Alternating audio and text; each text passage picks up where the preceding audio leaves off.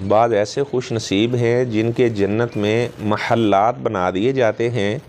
तो अल्लाह तबारक व तआला से हम दुआ करते हैं अल्लाह ताला हमें भी उन लोगों में शामिल फरमाए जिनके जन्नत में महल्लात बनते हैं।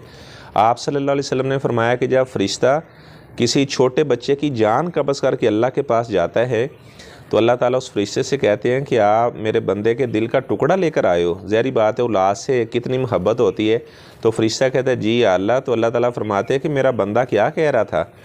तो वो फरिश्ता कहता है या अल्लाह वो इन्ना लिल्लाहि व इन्ना इलैहि राजिऊन पढ़ रहा था। तो अल्लाह ताला फरमाते हैं कि जन्नत में मेरे उस बंदे का महल तामीर कर दिया जाए और उसके महल पे लिख दिया जाए सम्मूहु बैतुल हम्द, कि ये हम्द करने वाले बंदे का महल जन्नत में तैयार किया गया है।